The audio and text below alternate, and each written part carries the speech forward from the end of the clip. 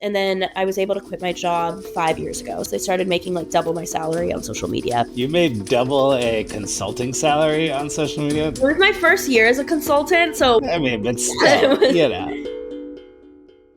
Natalie, thanks for joining. So I met you in the context of being a founder, co-founder of Rella, but you were a creator before that. So I want to kind of dig into how you operate as a creator.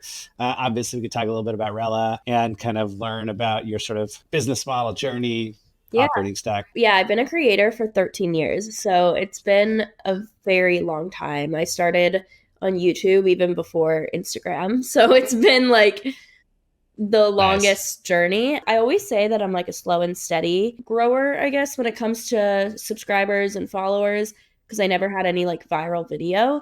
It was just like consistency that really helped. So like I was just consistent throughout. Like I think I only had 1 year where I wasn't really consistent. Like I uploaded like very little within a year.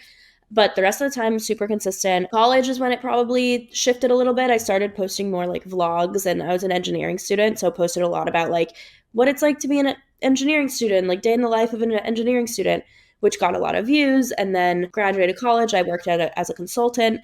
So I was like talk about, day in the life of a consultant, and that got a lot of views. So that's when my channel probably took off the most, but I still wouldn't say it was like virality or anything like that. And then I was able to quit my job 5 years ago. So I quit my job at Accenture 5 years ago because I started making like double my salary on social media. So decided to quit. You made double a consulting salary on social media? That's pretty good. It was my first year as a consultant, so it wasn't the highest salary. I mean, but still, that's great. That's awesome. I have lots of questions. To start in your beacons, I saw you've got obviously YouTube, which is where you started, your Instagram, TikTok, X. Do you have other kind of source of audience, like a newsletter, a podcast, anything like that, or other social that isn't linked on beacons? Yes, I do have a podcast. Now, if it's not linked on beacons, I need to add that. Okay, so podcast, and like, can you give me a sense of like either downloads per episode or per month, like for the podcast? Yeah, overall, I can give you like a yearly breakdown for downloads. I have, I think, like 500,000 to like 600,000 downloads per year on my podcast. And about how many episodes do you do over the year? Once a week. Okay, so 50 episodes. So it like fair to sort of just divide that out. It's on average, it's like 10,000 per. Anything else, like a email newsletter or like Pinterest? Rella has a newsletter, but not like a personal one. And that has like around 18,000 people. Okay, but that's not your, like as a creator, your newsletter. Okay, cool. It's just my socials and then my podcast. Awesome. So you've got, I see 300,000 subs on YouTube. I assume you had fewer than that when you left your consulting job, but were making more money than a consultant does. So presumably I'm going to guesstimate like 150, 200,000 subs at that point. And so that's, I don't know how to say this right, but like that's not a huge number to make that much money, which is great. Like I think that's the whole point of this newsletter is like I want people who aren't like Mr. Beast size to learn that they can make a lot of money. So I'm very curious, kind of what were your revenue streams there? Like I'm guessing AdSense was probably a small one, maybe brand deals. Were there others?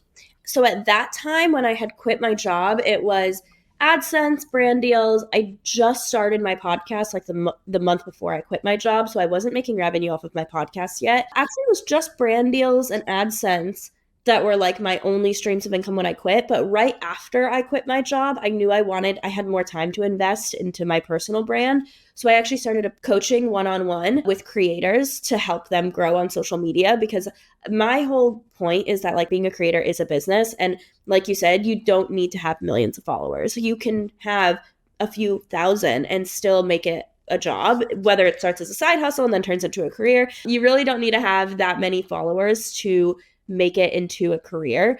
And so I started coaching smaller creators to help them build their brand and how to like market themselves and how to like work with brands and earn more income. Then I started a Patreon to help with content creation tips as well. So I started a Patreon with fellow content creators, and that had like a Slack channel if you were a part of it. And it was like all creators and like building community of creators. Actually, when I did have my job, I had an online store where I sold online clothing. So that was like a separate business. It wasn't merch. It was like my own business.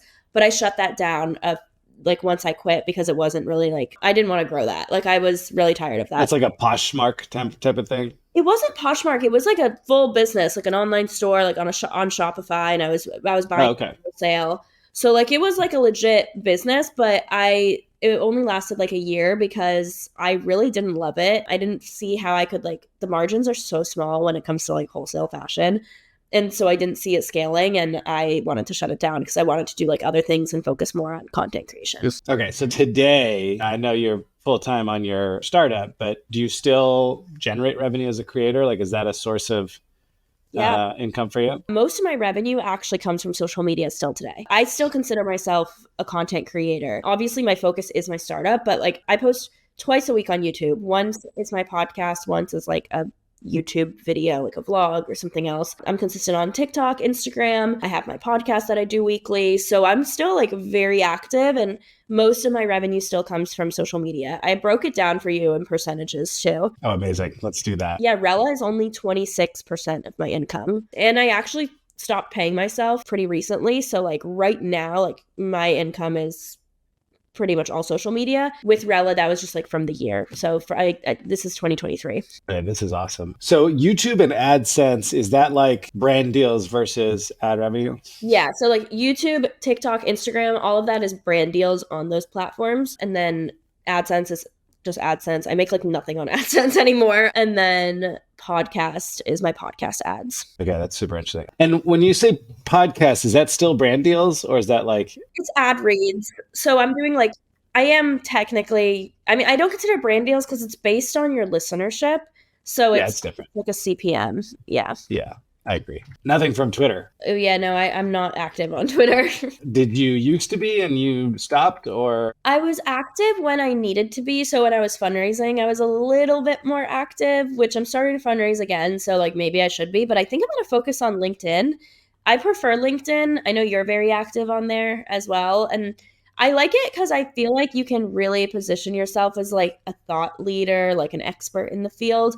Versus Twitter, I feel like is just for like shit posting sometimes, or like threads, which I don't know. I don't love that as much. So I'm just more comfortable on LinkedIn, and I can take a lot of my content, like short form content, and turn it into a LinkedIn post. Like I'll sometimes, if I have like a YouTube video, for example, I'm posting one tomorrow about how to start a podcast. I always take notes on my videos if they're like sit down videos and require thought, or like same with my podcast. And I'll just put it into ChatGPT and I'll say like, make this into a LinkedIn post.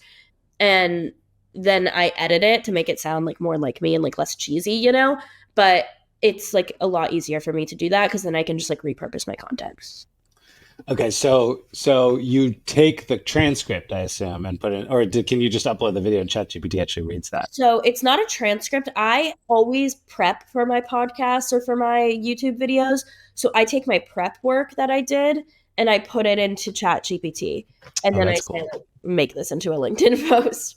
That's great. So we've kind of broken it down. Right now, it sounds like the bulk of your revenue is from brand deals. Obviously, like CEO of a company, you've got a salary there, but it's not close to the majority. And then you've got ad reads on the podcast and platform rev share, which is the smallest share. Mm-hmm. Right now, what kind of content are you creating, and what kind of brands are approaching you? I create a lot of lifestyle content. So my content, it does center around my life. So like it's a lot of like day in the life of a founder. This is what day in the life of a content creator. And it shows the behind the scenes of me being a creator and me being a founder. I think a lot of my audience has grown up with me because I've been doing this for so long.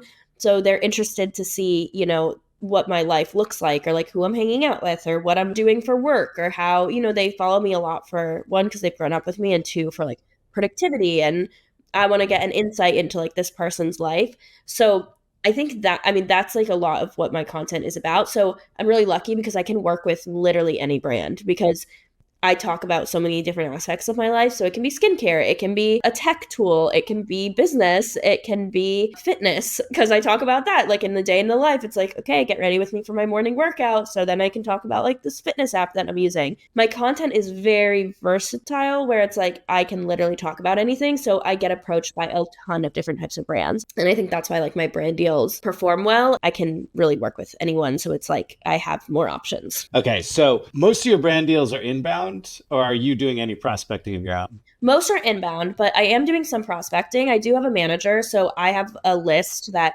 I have a list of brands that I would like her to reach out to. So she'll reach out to them. But most brand deals are inbound. What percentage of your income or revenue from brand deals would you say is inbound and negotiated up by the manager versus like they're actually bringing you net new? So my manager has a lot of connections to PR companies. So PR companies will go to my manager and say like, "Hey, who do you have for XYZ?" So I think that even though it's inbound, it's not going specifically to me, it's going to her to see who she has. So I would probably say like 70% are probably just inbound straight to me. Maybe 20% are like inbound to my manager, and then 10% are pitching and outbound. But my manager, even though it's not necessarily like she's going out and like it's her that has all the contacts, even though she does have a lot of contacts, the helpful part is the negotiation, the back and forth, the contracts. Like I don't want to do any of that, and I Yeah. love that I can just like add to a list like this brand, this brand, this brand, and like all I have to worry about is creating the content. Right. So you're paying a commission basically to like have the work taken over by someone because you've got a company to run and Yeah. content to create. Okay. Yeah, and my commission's 18%, so that's what she gets. Well, did you negotiate that, or because I've never like that's not a round number, so I'm curious. Like if it's 20%, but you're like, give me a 10% break. Her standard is 20%, but I previously worked with a manager that she also had worked with. Like I met her through my other manager, and my other manager was only taking 15%. So I was like, okay, let's meet in the middle and we'll do 18% instead of going from 15 to 20. Can I ask why you switched managers? So my manager had a baby and she wanted to take a step back. So she actually passed me off to her because she like wasn't doing it anymore. But my current manager was like trained underneath my old manager, so I had already worked with her and I knew her, so that's why I felt really comfortable. Like I've loved my old manager. Like she's amazing, but she just like was taking a step back because she worked for a larger company. She worked for like a management agency. Then she went off and did her own thing, and I went with her because I just really liked her. So she was only representing me and like 5 other people. And then she slowly whittled it down when she had her baby, and she was only representing me at one point. Like I was her only case, and then she like was full-time mom mode. And then even then she was like, I am overwhelmed. Like I can't do I don't feel like I'm giving you my all. So then she passed me off to Lindsay, who's my current manager, who she had trained. So I've kind of like stayed within the circle the whole time. It's not like I went to a totally different management company, but my current manager is also like has her own business. She's not with a big firm.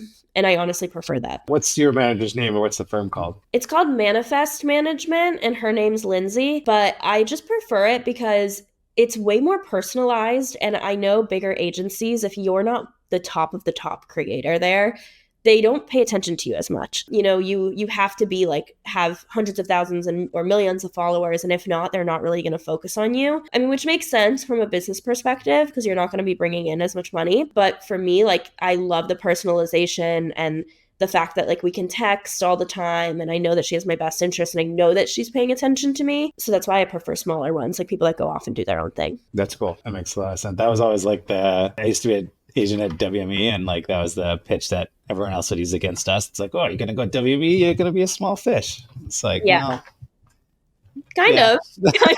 I mean, so most of your deals are inbound to you. Your manager brings you some, but you hand off all of the inbound to your manager. She negotiates. And like, what kind of brands are you working with are like tend to hit you up? You said it's kind of about your life and it's like lifestyle content, but like you're doing like day in the life of a founder stuff, not like get ready with me stuff. Or maybe you're doing both. Like, is it like more? Yeah. I still focus, like my audience is mainly female. Before I started Rella, I was very much like, get ready with me, fashion content. Like I did still show work stuff, but I think the reason why I have a strong community is because I post about things like, for example, when I was in college, I did the engineering content. When I was a consultant, I did consulting content. Now I'm doing founder content. But I'm still showing like the girly side of myself as well in these industries that are really male dominated. And I think that there's a lot of women that are still like very feminine and girly and like fashion and they like makeup, but they're also into tech. And there's not that much representation on the internet about that. Like it's either you're super nerdy and you're into tech or you're a guy. And there's not really a lot of girls that are showing like, this is my outfit. oh, and I'm going to like, I work at a startup. And so I think that's what is the edge that I have. So I do actually still try to post a lot about like skincare and fashion and makeup because I know my audience still likes that. Like I'm not trying to attract guys that work at startups to watch my content. Like some of them do because I do obviously have like founder in the title, but like that's not who I want to target. I want to target like women that are interested in owning their own business or being in tech or we're in like this a STEM field or grow like a startup, and that's who I want to target. And they're really like untapped. Like people don't target them that much because it's like not a popular segment of women. So who are then like what kind of brands are reaching out to you like as a category? So, for example, like Squarespace is my longest partnership. That's a really popular one. I'm working with like a brand called Taylor Brands, which they help you like form your business. I've worked with skincare companies, like that's a popular one. I've worked with fashion companies like Princess Polly or Revolve. You know, I've done that as well. It's really like a broad mix of brands that will reach out and work with me. That's interesting. And so Taylor Brands is like a B2B SMB type of company. Squarespace, obviously, huge, kind of both B2C, but more B2B as well. So you've got these B2B brands that are working with you, Mm-hmm. as well as these B2C brands. Mm-hmm. Any like really like hardcore tech companies that are like trying to recruit more, women in STEM, or that are trying to like change their image or like anything like that? Not so when I was in college, I worked with a university in Australia, which I thought was like really interesting. Like I did a brand deal with them. And at that time it was like one of my highest paying brand deals. They wanted to like get more people to apply to their school and like people in STEM. So I like worked with them on a video, which was really cool. In terms of tech, so not me personally. I know Rella did a collab with Discord because they wanted to start targeting more like lifestyle creators and they wanted to kind of change their image from just being known as like a gaming broy company. I don't know if that's still their initiative. I know they've gone through like so many layoffs and they kind of cut their creator fund. So like I don't think that's an initiative anymore. But when we worked with them, we partnered with them on an event and we had like a bunch of women come to our event that we partnered with them and trying to change their image a little bit there. So Cool. Okay. Last question was you had mentioned that you had a Patreon before. Do you still have that? Is that still like a source of revenue or something you put time into or not really? no, because once I started Rella, I had to like cut some things and I knew I wanted to continue creating content. So I pretty much cut everything but content creation. So I cut the coaching, cut the Patreon, and I just focused on content creation and my podcast. And then obviously Rella. Dope. Anything else about your business as a creator that we didn't talk about? I use Rella to manage everything. So I know that that's like the biggest thing. I guess times have definitely been slower. Like even like in terms of growth, revenue has honestly stayed pretty the same the past like 2 to 3 years. This year was a lower year for me, but I also think it's because I didn't invest as much time into it because I was doing obviously other things. But I think even though my like engagement and views have gone down this year compared to other years, my revenue has stayed the same because like more brands are investing money into influencer marketing. So like the influencer standard rate has gone up. So I haven't actually like lost any revenue over the years, even though my engagement and following hasn't necessarily grown. That's super interesting. So, and that's because you've seen your rate increase, even though the metrics by which most brands would price have decreased. Yeah, and I think it's just budgets have increased or more people because now like smaller creators that have like 2,000 followers are charging.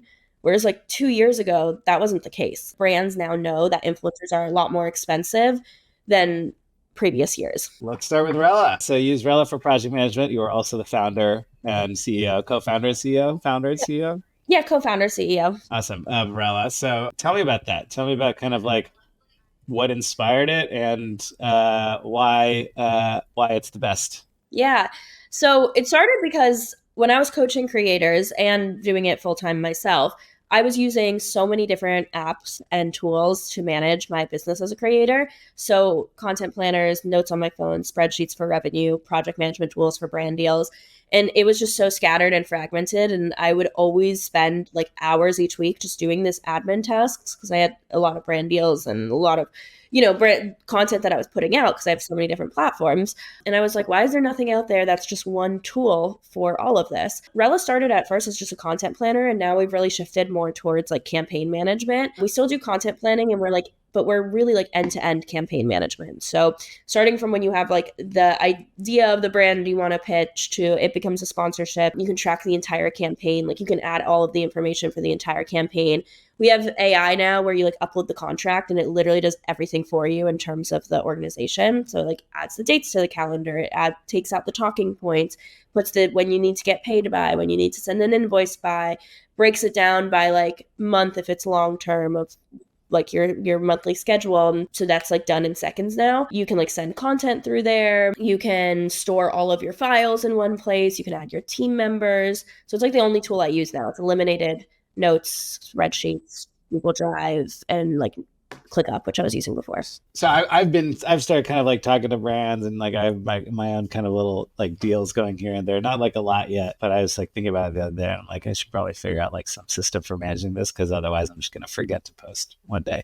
So at what point in kind of that funnel does it start? Like, are you like you mentioned AI, you can upload the contract. Like, is it telling you how to negotiate the contract, or is it like once the deal is done, now Rella gets started?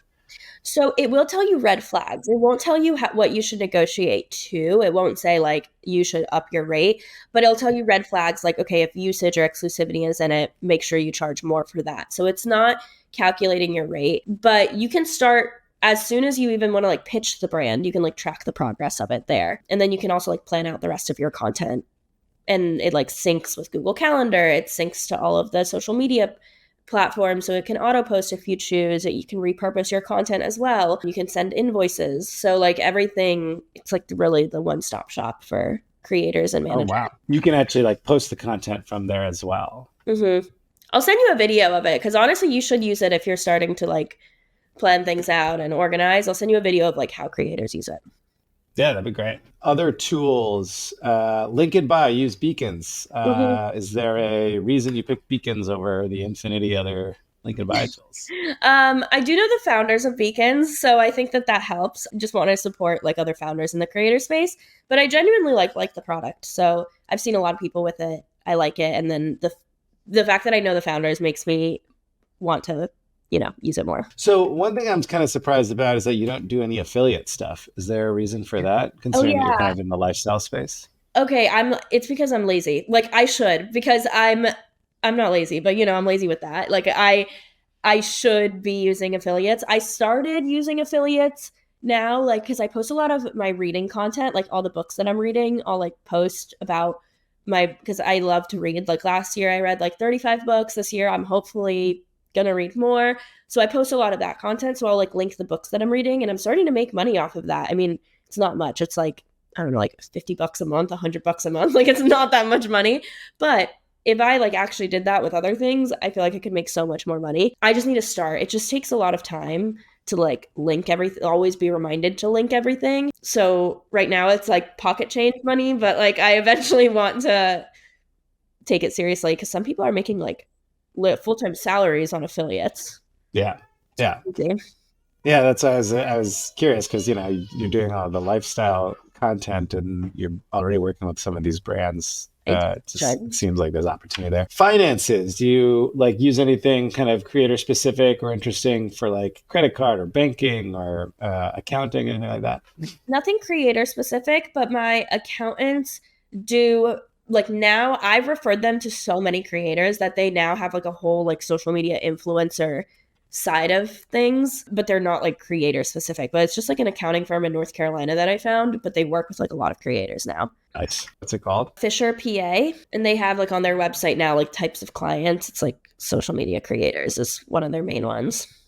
That's awesome. Do you use Rella for like, or can you use Rella for like communication as well between like you and your editor, you and your and the brand, your manager, that kind of stuff? Yep. So I use it for that too. Yeah. And you can even like share the preview with a brand, and then the brand can leave you feedback. So you can like see the feedback within Rella as well. What do you use for video production? Final Cut Pro if I'm doing YouTube videos. And then on my phone, I use CapCut. Another thing I didn't mention though, with my podcast, I do have a podcast network. So they source all of the ads, they edit my podcast, the audio, and then they distribute it across all platforms. And then I do have a podcast editor that I pay for videos. Because since I'm now doing video and audio, she does the video, she makes it into short form clips, and she uploads it onto the social media sites. Your editor only does a podcast. You do your own like YouTube videos and stuff. Yep. Yeah. And that's your only kind of team member aside from your manager. Yeah. And I mean, she's not exclusive to me. I put, she has other clients too. Totally. Mm-hmm. What's the podcast network called? Podcast Nation. How did you kind of find them? Why did you sign with them? Who else were you talking to? Yeah, they had approached me and they were like they were the first ones to approach me, and I had a call with them, and I just like really loved talking to them. Like I'm a big, this is going to sound so stupid when I say vibes person, but I want to get along with you, I think me making sure that we, have the same vision and like, you really understand what I'm putting out and we get along and you're easy to talk to. Like that is so much more important to me than just like the name behind the podcast. But they're like a very reputable one. They have like huge shows on there too. But that to me is like way more important. Like with my manager, I would much rather have a smaller manager than a bigger company because like, again, the friendly aspect and the fact that, we get along and I can like talk to them about anything. And so I'm like that with my network. I just like really like them when I talk to them. And I think in this industry, there's a lot of people you meet that you don't necessarily connect with or have a lot in common with. So that's like really important because you're like, even though it's a business, my social media, it's also my life. Like I have been posting on social media since I was 15. So like that's almost half my life. Like you have to be able to understand that. Like it's not just like you can't just like treat it exactly like a business. Like there's a personal element to it. Totally. Awesome. So on the video production side, do you use any kind of special camera? You just use your iPhone? Like what, like in terms of hardware, anything? Yeah, I have a Sony ZV-1 for all of my like YouTube video content, but everything else like TikTok and Instagram, I just use my phone. Do you use anything for like distributing your video content? You had mentioned like syndication, like I guess Rella potentially, or anything else that's not brand deal related? Yeah, I'll just use Rella for repurposing. So I'll upload it once there and then it can repurpose across like multiple platforms. And then my podcast network distributes it everywhere. And they use Megaphone. No, Rella did all this stuff. I know. A video of it because there's a lot that we can do. What do you use to produce the podcast? This just is the Sony and like a special mic or anything like that? Yeah, I have a mic. I don't know what the mic is called. I can send it to you. I prefer to just say some mic. I don't remember. Okay.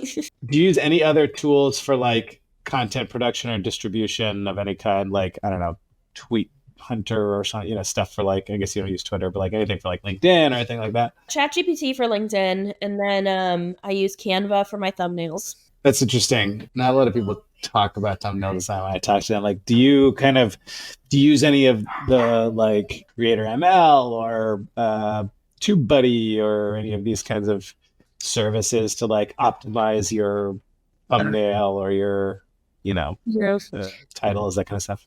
Yeah, I use TubeBuddy just to see what keywords other people are using. I have no idea if keywords help or not. I just use them just in case they do, like tags underneath the videos. So I'll use that to see what other people are doing, but that's about it. I want to try like A/B testing thumbnails. I just haven't gotten around to that. Thumbnails take me a really long time to make. I've been more intentional with them. I just changed my style recently and like my videos have been performing better. So I do a lot of research on like, I'll type in the title of the video I'm going to upload to see like how other people are designing it. And I don't copy them, but I like take it as inspiration of like, okay, what are people like? What's catching people's eyes? You should check out Creator ML. They have basically an AI-based tool that does that for you. It's pretty cool. Also like a startup, like Y Combinator type startup. Sure, ML. They're a client of mine, so it's a shameless plug, but yeah. Last section is kind of this lightning round. It's actually a lot of questions, so not so lightning, but I try to keep like the answers to like 1 to 2 sentences, like maybe like the answer and the reason why. Okay. What's your number one tool to save time and money? Can I say Rella? You absolutely can. Because it really does save time and money. I love that. With free money, who would you hire? A social media strategist, just so someone to tell me exactly what to post, and then like I think honestly, not a strategist, someone to follow me around and film, because I think that's like with short form content, you need a lot of B-roll and a lot of just like videos of you doing stuff, and I never set up my camera to do that. Nice. What's contributing most to your growth? Consistency. What strategies or habits do you swear by? Consistency, planning your content ahead of time. So I do it on a monthly basis, and not to be a perfectionist, like just upload. Like uploading, I think, is more important than making perfect content. How'd you get good at all the many things you do? You have to like flex your content muscle. That's what I always say. Like if people always are like, oh, but like I don't know how to edit or I don't know how to film, it's like you're gonna be bad in the beginning. You have to embrace that and just like keep posting, because that's the only way you get better, and like you'll figure it out as things arise. Love that. What do you wish you knew when you started? I wish I knew that this was a long game. I think when I first started, I had no idea that you could make money, that this could be a career. I just really liked doing it, and because I was like 2011 when I started. But if you would have told me that like 13 years later you would still be doing it, I would have just like never believed that. Man, it's been like I got into the space kind of like 2009, 2010, so like not long before you did. It's crazy how it's, both changed and remained the same in many ways. Yeah, yeah. How do you think of yourself? Creator, influencer, artist, solopreneur, entrepreneur, something else? Entrepreneur and creator. I like to, we'll hyphenate it. Who influences you as a creator? Other creators that are similar to me. So like I love Grace Beverly, for example. She's a founder, but she also has like, she's a founder of like multiple companies, but she also does content that's like geared towards women, which I really like. So other creators like that, like other entrepreneurs that are also started as creators, influence me. Like Mariana Hewitt is another big one. She started Summer Fridays. Yeah, like those types of women really inspire me. Awesome. What's your biggest regret as a creator? I think when I was younger, when I first started, I was super embarrassed about it. Times have also changed, but I regret not like promoting it and not like showing it off as much, because I feel like I could have grown a lot quicker in the earlier days. And then also I regret not starting on TikTok earlier. I was kind of late to TikTok. I should have started in 2020 or 2019. The biggest risk to your business? Biggest risk? I don't know, because I think like, I don't think it's ever going to go away overnight. So like, I mean, someone hacking my account and like deleting everything, I think that would be like a risk. But I think for me, I know that I've been doing this for so long that I know it's in ebbs and flows. So even though I might be in like a down period, let's say like last year, I know it's just going to go right back up eventually. So I don't know, maybe a recession though, because if influencer budgets dry up, that would hurt my business, since I do rely heavily on brand deals. So we'll see how this year goes. How do you stay relevant in a changing creator economy? By being a consumer. I like love watching content, so I can always kind of see like what's trending and where the pulse is. How do you stay motivated when things get tough? Just remembering that again, like things are in ebbs and flows, and like the only way things can go back up is if you're consistent and you show up every day. Where are you investing your effort for the next few years? My startup, and then also I actually think long form content is going to make a comeback again. I know we're heavy on like short form and like reels and YouTube, but like podcasting and YouTube, I think are going to come back again. So I'm actually spending a lot more time on that this year. Love that. What comes after all this? Hopefully I'm always creating content, because I started it as like a creative outlet and as a hobby.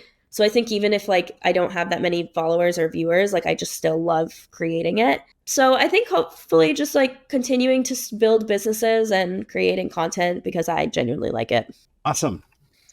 That is the last question. Anything we didn't talk about that you wanted to talk about? No, I think that covered everything.